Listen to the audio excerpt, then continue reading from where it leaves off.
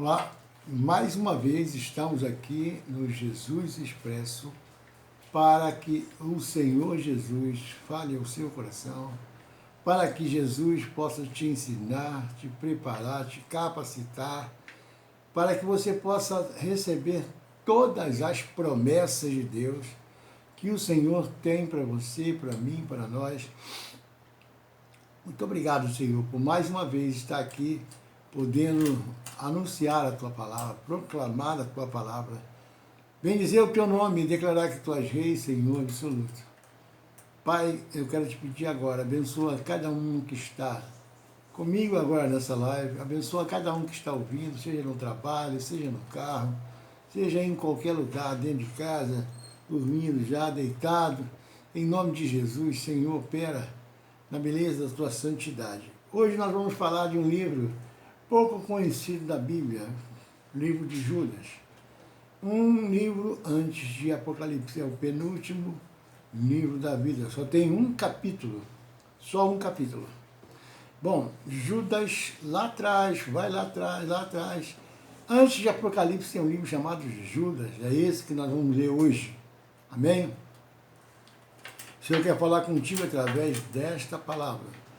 Diz assim, Judas capítulo 1, é o único, versículo 3.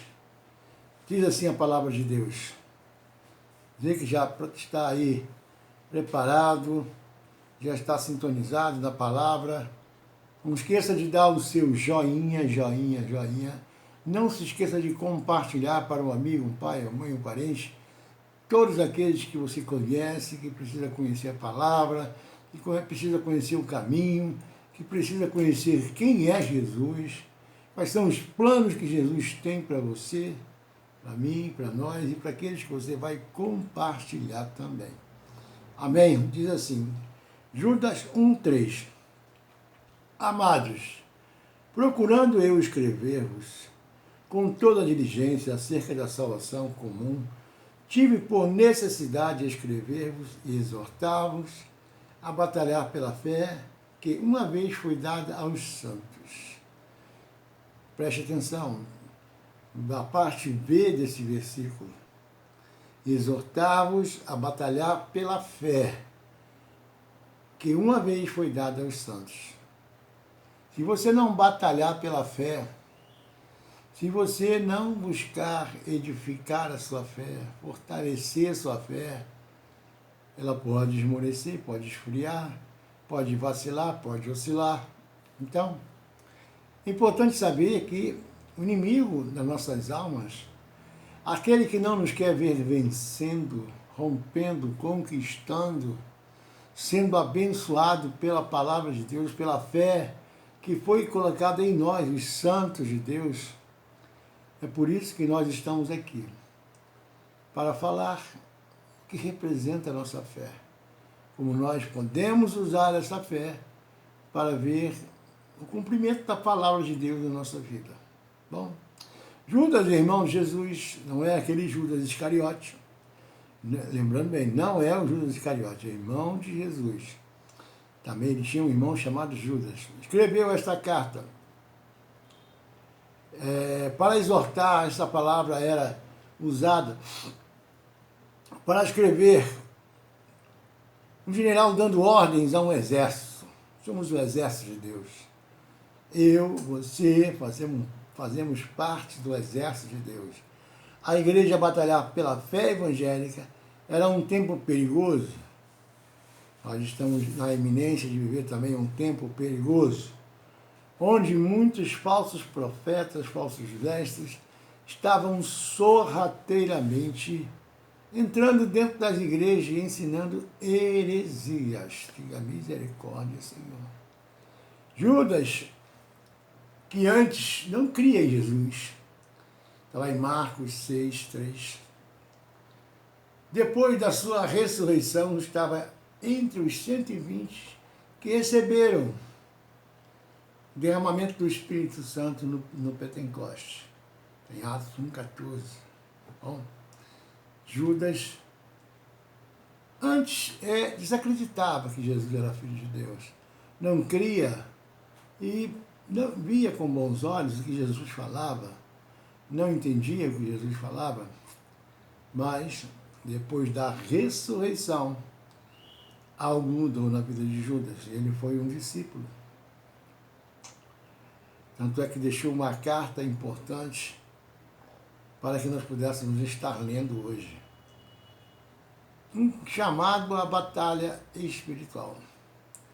Nós vivemos uma eterna batalha espiritual. Vou repetir. Nós vivemos neste mundo numa eterna batalha espiritual. Como, pastor? Porque até para nascer existe uma batalha espiritual. Antes de nascer também temos uma batalha espiritual a travar. Por quê? Por quê? Porque existem muitos fatores, muitas influências, até antes do nosso nascimento, que vai influenciar aquilo que nós vamos viver depois do nosso nascimento. Amém?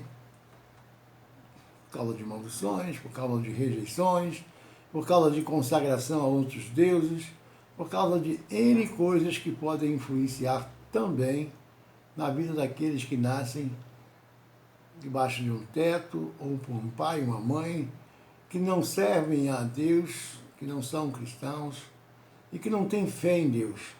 Isso já é uma batalha espiritual, nascer.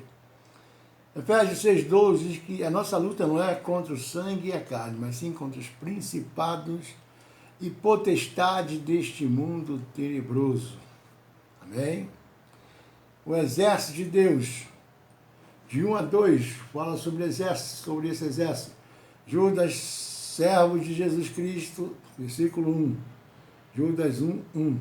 Todos, Judas, servo de Jesus Cristo, irmão de Tiago, os chamados santificados em Deus Pai e conservados por Jesus Cristo, misericórdia e paz e amor vos sejam multiplicados. Misericórdia e paz e amor vos sejam multiplicados. Por quê? Porque é isso que o Senhor gera dentro de nós. Paz, amor, misericórdia, para com aqueles que nós convivemos. Amém? O que os crentes são? O que os crentes são? Boa pergunta. Judas usa 3 expressões para descrever os crentes. 3. Os chamados. Foi Deus quem nos escolheu primeiro. Ele nos predestinou e nos chamou. Ou seja, você é meu desde o ventre. Alguns pais ou mães já consagram um filho ou a filha dentro do ventre ao Senhor, ao nosso Deus, para que Deus já comece a abençoar antes do nascimento, antes de vir a este mundo. Então, é importante que a pessoa que serve a Deus consagre tudo que tem a Deus, porque quando nós consagramos a Deus, pertence a Deus. Tudo faz parte e é propriedade de Deus, exclusiva, absoluta de Deus. Amém? Deus os amados de Deus. Deus nos amou com um amor eterno. Ele nos amou primeiro. Nós aceitamos, reconhecemos Jesus como nosso Salvador, mas quem nos amou primeiro foi Ele. Por quê? Deus amou o mundo de tal maneira que deu até o seu próprio Filho unigênito para morrer pelos nossos pecados, transgressões, iniquidades. Esse foi Deus.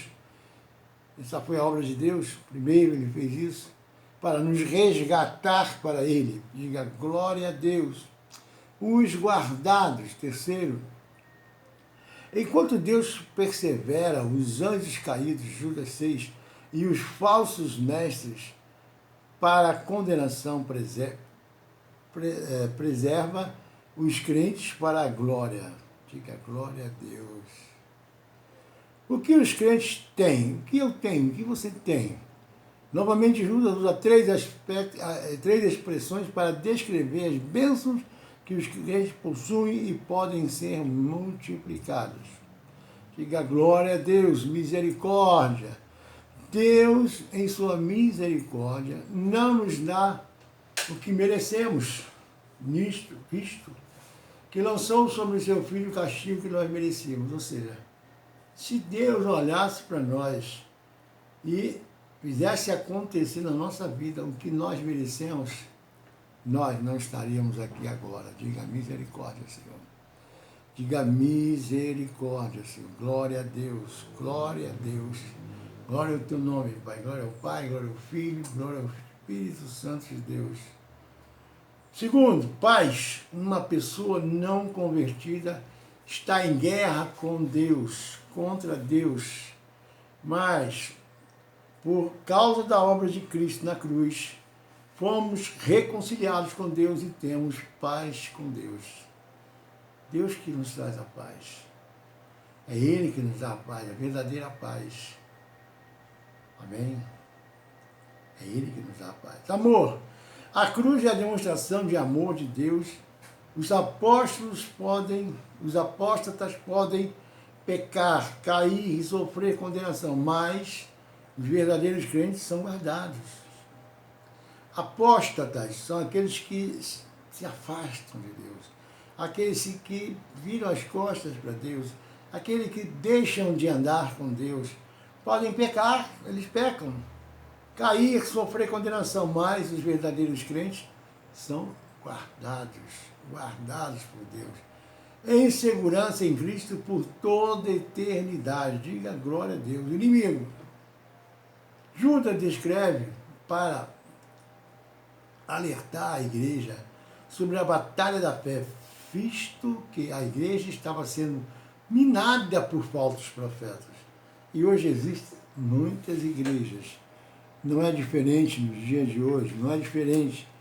Muitos estão entrando nas igrejas, muitos estão ensinando heresias, diga misericórdia. Estava sendo minada por falsos mestres. Judas agora identifica o inimigo, os apóstatas, nessa batalha e traça suas características. Eles são dissimuladores. Os falsos mestres entram na igreja porque os crentes dormem, ou seja, não vigiam, não ficam atentos, não estão alertas. Os crentes dormem, está em Mateus 13, 25 a 38. Eles vêm de fora e surgem de dentro da igreja. Tem aqueles que entram de fora para dentro, que vêm roubar o inimigo, tirar um crente da igreja, começar a influenciar com não é bem assim, não é bem isso. Isso é tudo conversa do inimigo, tudo conversa daqueles que quer esfriar, tirar alguém da igreja, tirar alguém do caminho. Eles surgem de fora e também dentro da igreja. Dentro da igreja também tem muitos que influenciam de uma forma errada. Aqueles que não estão ligados, não têm a revelação do Espírito Santo, e aí começam a ter suas próprias revelações, ou seja, revelações carnais, que é revelações do autoconhecimento, do autoentendimento. E isso tira algumas pessoas da igreja. Eles são dissimulados. Os falsos mestres entram na igreja porque os crentes dormem. Dormem. Eles são ímpios. Eles dizem pertencer a Deus, mas eles são ímpios na forma de pensar e de agir. Ou seja, tem gente que está na igreja que age, pensa e vive como um ímpio. Aquele que não tem temor a Deus, aquele que não conhece a Deus, aquele que pensa que Deus não está enxergando o que ele faz, pensa que pode esconder as coisas de Deus, mas ninguém consegue se esconder de Deus. Ninguém consegue se ocultar alguma coisa de Deus. Diga misericórdia, Senhor. Eles são inimigos da graça. Eles entram na igreja para mudar a doutrina. Era um alerta que Judas estava fazendo ao povo de Deus, aos crentes. Eles querem encontrar base doutrinária para justificar sua conduta libertina. Aí eu posso fazer hoje, amanhã eu confesso, ou amanhã eu me endireito com Deus, e aí continuo de novo. E até Jesus voltar, eu vou fazendo isso para ver se eu consigo viver do que eu quero. Mas estou na igreja. Mas eu vou à igreja, eu vou ao culto. Mas vivem de uma forma libertina. Prometem liberdade quando eles mesmos são escravos do pecado. Diga misericórdia, Senhor. Escravos do pecado.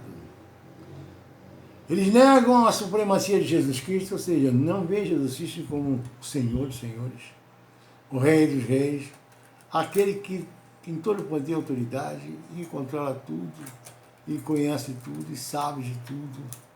Amém? Eles podiam até afirmar que Jesus era um grande mestre, mas não o verdadeiro e soberano Deus e Senhor. Não, Jesus é um mestre, ele ensinou. Mas não é Deus não, é mais um homem que tinha conhecimento, é mais um homem que tinha sabedoria, mas não era filho de Deus. Não reconheço como filho de Deus. Como é que um homem pode ser filho de Deus? Pode, porque foi gerado pelo Espírito Santo de Deus. Glória a Deus, glória a Deus. Eles são, diga glória a Deus, eles são ímpios. Eles dizem pertencer a Deus, mas eles são ímpios na forma de agir, de pensar. Eles são inimigos de Deus. Eles entram na igreja para mudar a doutrina. Eles negam a supremacia de Jesus Cristo. Eles são destinados para a condenação. O texto não está dizendo que eles foram destinados para serem apóstatas, como se Deus fosse responsável por seus pecados. Por se tornarem apóstatas, Deus os destinou à condenação. Misericórdia. Olha, a pior coisa do mundo é viver sem Cristo. E uma das piores coisas, maiores ainda, é morrer sem Cristo. A condenação está preparada. Mas os que vivem com Deus, os que andam com Deus, andam no caminho, andam em fidelidade com Deus, existe um lugar muito especial na glória, muito especial para viver com Deus eternamente. E tem mais um detalhe que eu vou agora falar. Jesus está voltando. Os sinais estão aumentando. Os sinais estão aumentando. Acorda, igreja. Conserta-te, endireita-te, apruma-te, porque Jesus está à porta. Nós estamos cada dia mais vendo os sinais mais fortes de tudo aquilo que Jesus falou para estarmos alerta para os sinais. Para os sinais. E você que lê a palavra, e você que mergulha na palavra, eu sei que você faz isso, lê a palavra todo dia, glória a Deus. Eu sei que você rumina a palavra todo dia, glória a Deus. Eu sei que você tem conhecimento da palavra, mas todos os dias nós temos que nos fortalecer na palavra, nos revestir da força e do poder da palavra, na fé da palavra, para estar firmes, inabaláveis, sem nos desviarmos para a direita ou para a esquerda. Aí então vamos para um lugar onde o próprio Deus, Jesus Cristo, preparou para nós. Amém? Ele foi preparar um lugar para nós. E aonde Ele está, Ele vai também levar os seus. Diga glória a Deus. Glória a Deus. Como a igreja vai enfrentar os falsos mestres? Hoje nós temos um mercantilismo, uma vida de mestres, de pastores, que anunciam uma palavra, mas uma parte da palavra, ou meia palavra, uma palavra só em relação de prosperidade, de vitória. Deus faz tudo isso.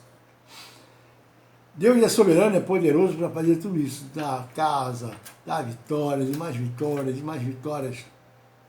Mas antes disso tudo, Ele quer que essa aliança que nós temos com Ele e que Ele tem com cada um de nós também seja honrada. Porque Ele diz, eu honro quem me honra. E Ele quer ser honrado por você. E Ele quer ver você andando com Ele em espírito e em verdade, não na carne. Não falar uma coisa e viver outra. Amém? Judas dá 3 exemplos de juízos de Deus sobre aqueles que resistiram à sua autoridade. A autoridade de Deus é soberana. E se apartaram da verdade.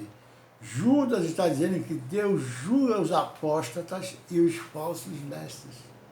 Ou seja, aqueles que conheceram a palavra, mas disseram, olha, isso não é para mim, eu quero viver do jeito que eu quero.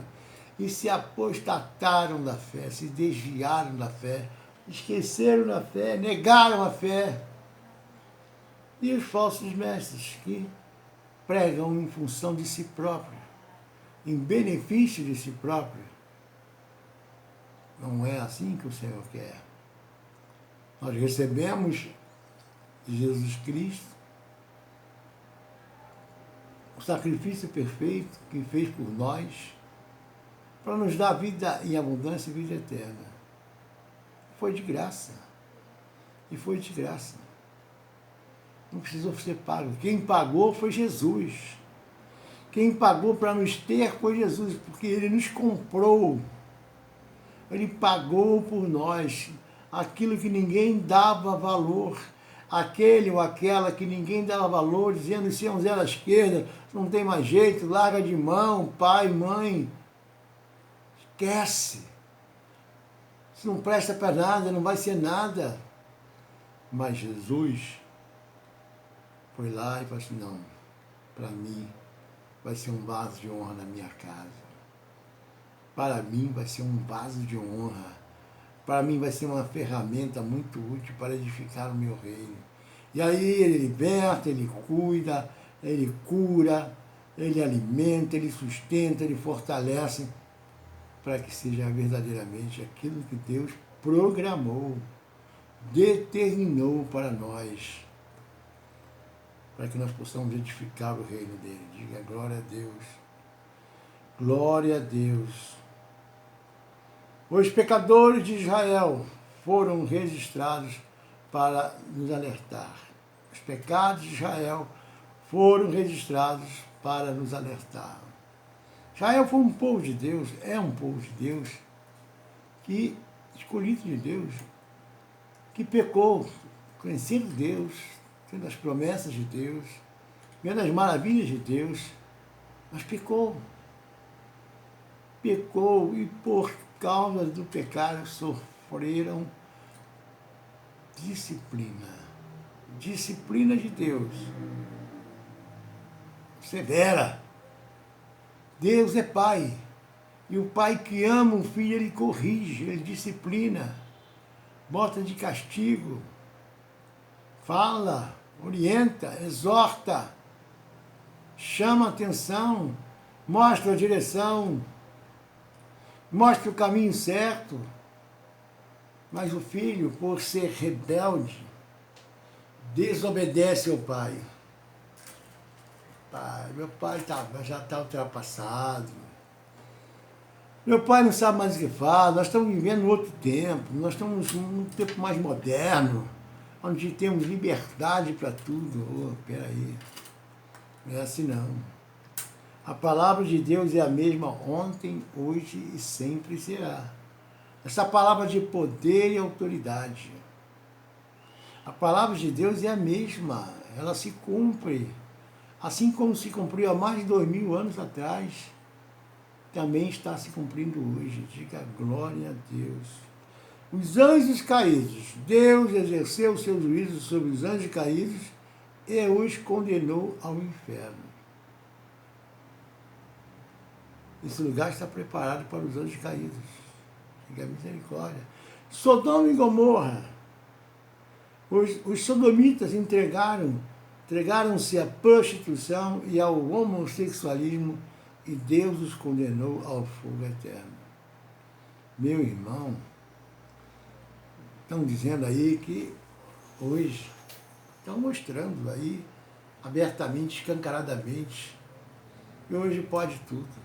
Principalmente com um líder da nação que entrou no governo, que quer abrir mão para toda e qualquer libertinagem, abriu a mão, escancarou, faz propaganda e não está nem aí para aquilo que Deus deixou registrado, como mandamento, como ordenança, como verdade absoluta, do que é uma família, pai, mãe e filhos.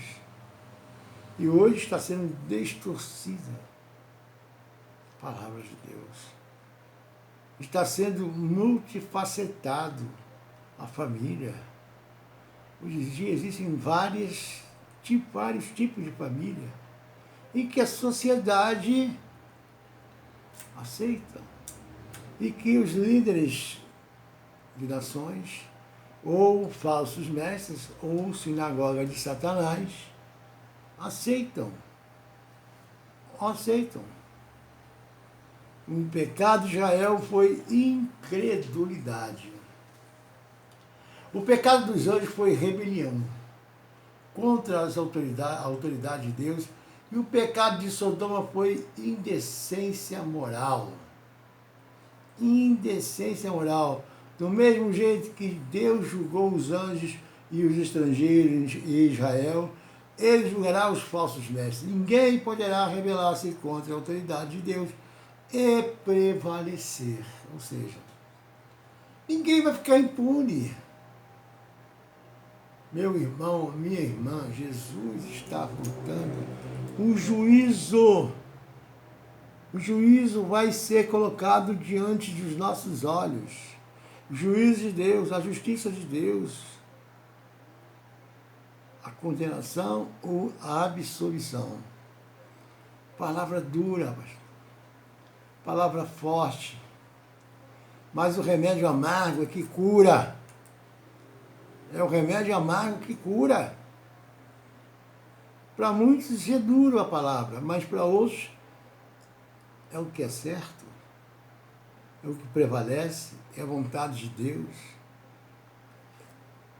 é a criação de Deus, é a lei de Deus, é a determinação de Deus, é a vontade de Deus que tem que se cumprir. Rebeldia, rebelião, estamos aqui falando sobre os anjos, sobre Sodoma e Gomorra, sobre o povo de Israel, sobre os estrangeiros, aqueles que pecaram e continuaram entenebrecidos pelo pecado, ou seja, tontos pelo pecado, enfeitiçados pelo pecado, amarrados pelo pecado, e acham que vai ficar tudo bem por isso mesmo, não vai ter consequência nenhuma. Meu irmão, ninguém te enganou. A Bíblia não te engana. A Bíblia não engana, não, só existe um caminho. O próprio Jesus falou, eu sou o caminho. Eu sou a verdade e eu sou a vida.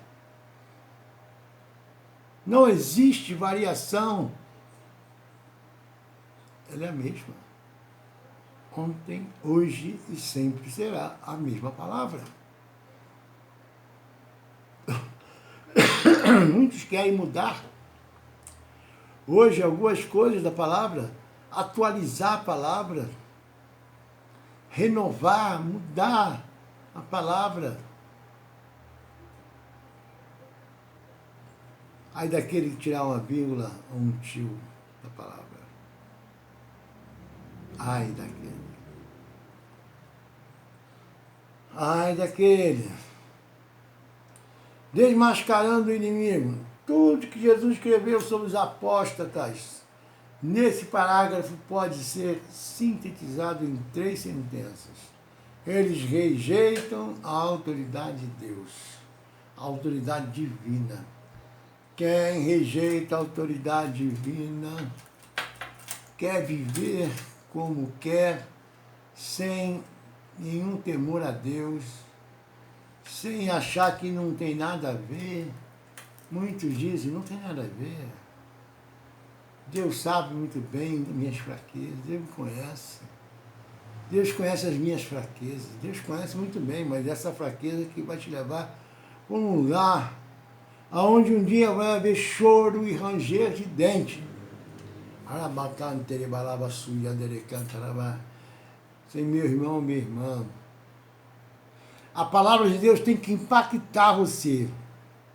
Tem que abrir os seus olhos. Tem que sacudir a sua estrutura. Tem que mexer com o seu entendimento, com o seu conhecimento da palavra, para que você não vá para um lugar desse onde você fala, ai, igual aquele rico lá, por que eu não ouvi, pastor? Por que eu não pratiquei a palavra de Deus quando lia? Porque eu pensei que podia fazer do meu jeito. Por quê? Porque agora é tarde, meu irmão. É agora, é aqui que você tem que tomar um jeito. É aqui que você tem que tomar uma atitude. É aqui que você tem que fazer a escolha certa. Viver conforme aquilo que está escrito na palavra de Deus. Esse é o caminho. Não se engane, irmão. Não deixe ninguém se enganar, nenhum falso mestre. Não deixe nenhum que vem da parte do inimigo te desviar.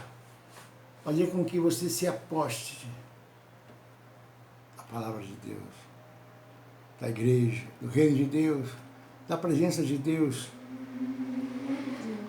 Toda autoridade vem de Deus. Toda autoridade vem de Deus. Aqueles que exercem autoridade devem estar debaixo também de autoridade. Os apóstatas se colocavam acima das Escrituras e dos apóstolos. Quem julga, pastor? Quem acusa, quem condena, pastor? Autoridade que foi constituída por Deus são apóstatas. Acham que sabem mais, acham que têm mais conhecimento. Mas quando Deus coloca alguém como autoridade em uma igreja, em algum lugar, é para ser respeitada. Porque toda autoridade aqui na terra foi dada por Deus, constituída por Deus. E a misericórdia, Senhor. O apóstolo se colocava acima das Escrituras, ou seja, a Escritura, eu sei mais, eu conheço mais, eu tenho mais sabedoria do que aquilo que está escrito aqui na palavra. Quem te enganou? Quem cegou o seu entendimento? Quem te iludiu? Quem te encantou para que você pudesse achar, pensar, imaginar que você sabe mais do que a palavra de Deus? Aqui diz que eles se achavam acima da Escritura, se colocavam acima das Escrituras. Exemplo, hoje alguns líderes se autopromovem chamados e se chamam de apóstolos. A causa da rebelião é que eles são sonhadores alucinados, eles vivem num mundo irreal e ilusório. Eles creem na mentira de Satanás.